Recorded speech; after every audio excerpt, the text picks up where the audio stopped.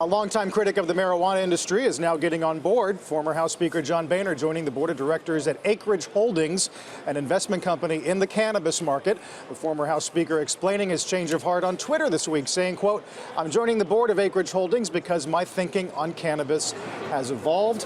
I'm convinced descheduling the drug is needed so we can do research, help our veterans, and reverse the opioid epidemic ravaging our communities." Joining us as well is the former House Speaker, as well as Acreage Holdings CEO Kevin Murphy, with us here at Post 9. It's good to see you both. Thanks for coming in, gentlemen. Good to be here. Thank you for having us. Your tweet took some people by surprise. I would say. When did this evolution in thinking occur? How long has it been going on? Well, you know, like most Americans over the last 10 years, people's opinion on this issue have evolved. And I found myself, like any other American, my position evolving over the years. But I never really thought much about it until Kevin and I began conversations 4, 5, 6 months ago. And I thought to myself, this might be something that I could lend my voice to that makes sense. And the fact that you're joining the board, does that mean now you see a path in which either state regulations spread like wildfire, or the federal level begins to embrace this instead of reject it? Well, 29 states have had a vote, either a referendum or their state legislature voted to legalize the use of cannabis in some form. But there's a big conflict with the federal law where it's a Schedule I narcotic. Congress over the last couple of years has pretty much stopped any real enforcement. But federally funded institutions cannot touch this, can't do research. Most every university takes federal funds. They don't want to get anywhere close to it. You get the banking system that is scared to death to take this money, so there's a lot of cash rolling around. And so it's time for the federal government to take another look at this. And I think descheduling this drug, allowing for the research, would be very helpful to the American people. Hasn't the Trump administration, Kevin, moved in the opposite direction here, especially under Attorney General Jeff Sessions? Well, the Attorney General just decided he was not going to abide by the letter that Eric Holder had issued, where they basically said they weren't going to enforce it. I think what Sessions is doing is basically pushing the Congress to act. You think there will be any action, Mr. Murphy? You think there's any chance? It seems hard to imagine at this point we're going to see any action on this particular issue. And Mr. Sessions is being very aggressive, it would seem, in terms of pushing what many say is an antiquated view, still calling it a gateway drug, for example, and things like that. Well, at Acreage, we're trying to change the conversation, and having John, the Speaker, and Governor Weld joining us in that conversation is changing that conversation. 29 states today have medical use cannabis in those states, and those states are growing. States are also coming online for adult use, candidly, because states need the money. And given the size of the market today, it's anticipated that it'll be a $75 billion market soon. Well, the Speaker mentioned this idea of banks not doing your business. A lot of these places still have a lot of cash on hand. Is that still an issue? It is an issue for some. We bank at a lot of local banks, so it's less of an issue for us. It's our job to prove that this money has not come from illicit activity, and that's really the issue with the banks. Now, this morning on the Today Show, you made clear you're talking about medicinal use, and you were asked about recreational use. You said, "I'm not advocating for that." That's not my position. My position is the states, under the 10th Amendment, have the right to create laws for their own citizens. Well, let the people in these states decide what it is they want to do. My point is the federal government ought to get the hell out of the way. But is Acreage working if referendums come up on recreational use? You push for it? We have participated in medical states to start. Those states have since voted to make those states recreational, and we have gone along with that. And the reason for that is we are medically focused at Acreage. We don't discriminate against people who want to use the plant recreationally, because we have found that more than 50% of people using cannabis recreationally are self-medicating. They just don't want to go through the rigmarole of getting a card or a prescription. So, Speaker Boehner, are we going to see you lobbying some of your old colleagues on this issue? This is your issue now? I don't lobby, but I think adding my voice to this discussion elevates the discussion, and maybe a few people in Washington will notice.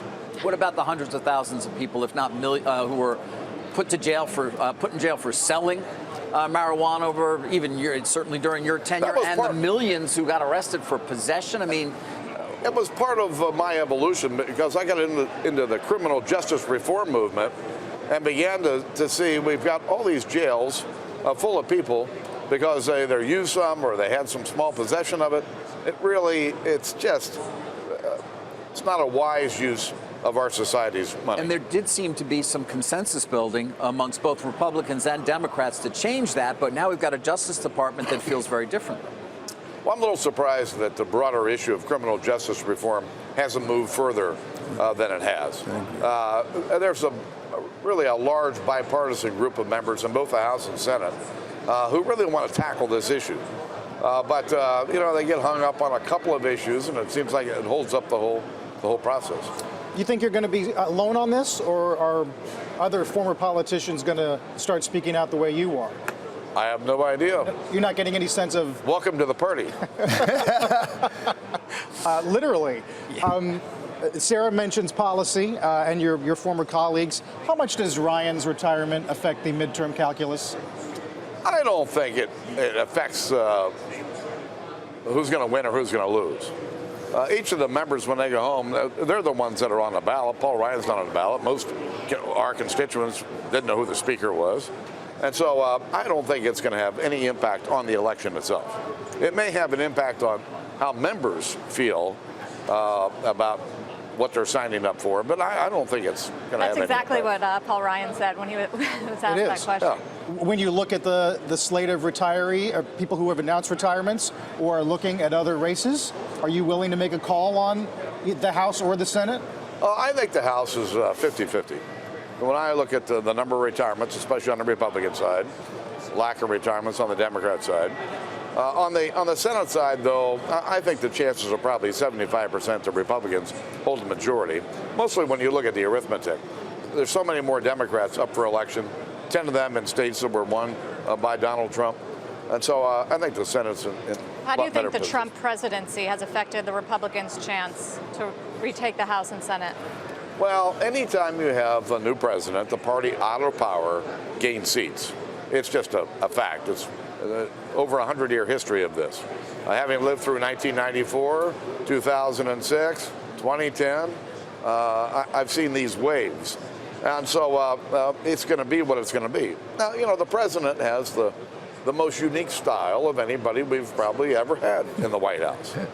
But we'll see how it plays out. Speaker, we spent a lot of time at this desk a number of years ago going back and forth about your back and forth with the Obama administration trying to hammer out a long-term budget, a long-term fiscal plan, and there was a lot of concern then about deficits. Now we got $1 trillion deficit. We got a tax reform cut. I think the OMB came out with numbers the other day that were even more than that. Where do you, when you see these numbers, what do you think? I have to believe it's Paul Ryan's biggest disappointment as Speaker, because Paul Ryan used to be the chair of the Budget Committee. Paul Ryan had a plan to balance the budget over 10 years. Unfortunately, Donald Trump took all of the entitlements off the table during the campaign. I continue to believe that you can't spend money that you don't have. You can't do it in your home. You can't do it in your business. But we do it and your government can't do it either. We're doing it. That's why my biggest disappointment of my entire political career is after President Obama and I came to an agreement on a $5.2 trillion deficit reduction plan over 10 years, and 2 days later he walked away from it. It has to be dealt with. And the sooner we deal with it, the better off we're going to be. So was tax reform a mistake? No, tax. The only way to solve our spending problem is to control spending and to have an economy that's producing more jobs, more earnings, and more revenue. You have to have both if you're actually going to balance the budget. I said the same exact words in 1990 in my first election to Congress. Well, we're going in the other direction right now. I know. You recognize that. $1 trillion deficit. And what's really going to become a problem is that we still have abnormally low interest rates. Right.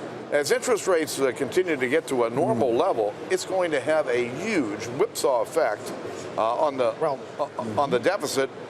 And it just, mark my words, give it about 6 months, and this will become the #1 issue. You think so? Oh, You really yeah. believe this will people will actually care? Because they never seem to essentially focus that much on these long-term deficits. If we have a little bump up in interest rates and it starts eating up more of the budget, it's going to crowd out other things. It's going to happen. It's going to surpass military spending in a few years, so the way CBO sees it. No question. Yep. Mr. Murphy, I can think, though, about one area of revenue that people might want to tap into. We encourage that, for sure. I mean, it can become significant for the states in question that have already it can, and it is. cannabis, and that is why states are transitioning to recreational. People are going to use cannabis either way. It's just a fact. It is estimated the black market is $50 to $100 billion. In comparison, we're trying to capture that illicit market and make it legitimate. This business today is a $7 billion business. We anticipate 10 years it'll be a $75 billion business. And we, as the largest footprint in the country, as Acreage, want to capture that. And then we want to spend on research. We want to go beyond and really take this to the next level. What does that mean? Well, today it's a Schedule I drug, but there is a state, the state of Pennsylvania, that has welcomed 8 university hospitals to do clinical research on the plant. We couldn't be more thrilled to be a part of that program. And the reason we are is we want to transition the anecdotal stories you hear every day to clinical stories. We can take the non-psycho effect of this plant and we can treat a 6-year-old child with epilepsy, and that child will go from 70 seizures a day to 1 a month. And there's nothing anecdotal about that for the parents of that child.